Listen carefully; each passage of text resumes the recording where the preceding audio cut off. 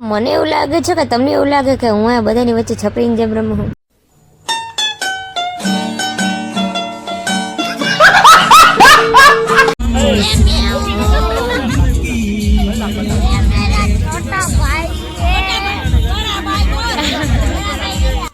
તો મૌલિકભાઈ કઈ ડાયલોગ બાજીને આપણે આવી ગયા લગ્નમાં જમવા. તો કાકા અને દાદા બધા ભેગા થઈ ગયા હતા, બધા સાથે જમવા બેઠા અમે. ये मेरा छोटा भाई है और आज हम लोग शादी में आए हैं. लगन में तो ठीक है પણ આયા તો મને હા રેલગાડી બનાવી રાખી. હા આમ ન હોય મૂલી ક્યાં.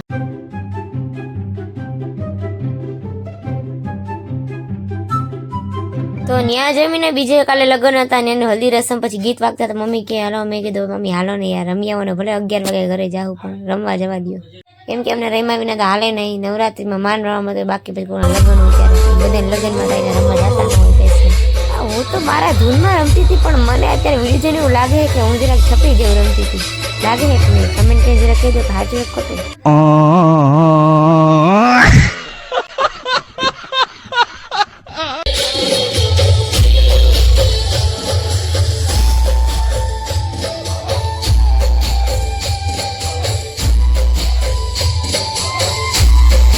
મેં તો મોલી બહુ રમી લીધું. મૌલિકભાઈ બિચારા વિચારતા હશે કે આ બે બેનું નવરાત્રી નથી મૂકતી ને લગ્નમાં હક નથી કરતા. બાપા कैसे कैसे लोग रहते हैं यार यहाँ पर.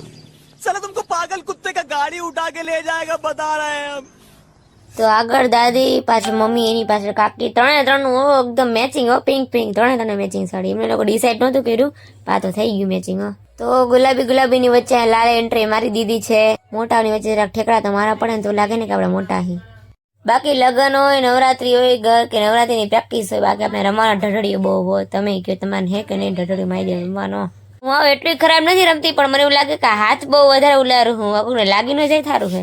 क्या बात है सर, क्या बात है सर, क्या બાત, ये बात है. તો બહુ રમી લીધું, ઘર ભેગા થયા. ટીચરને ખબર પડી ને કે બહાર લગ્નમાંથી સ્કૂલ ન થાય મારો વારો વાળી નાખશે. એટલે હું તો બહાર આવી ગઈ હતી પણ પાયલબેન ને એવો ઢઢડ્યો હે ને રમવાનો કે નીકળતા હતા. મેં કીધું ભાઈ હાલ ભાઈ સવારે સ્કૂલે જવાનું હોય હવે.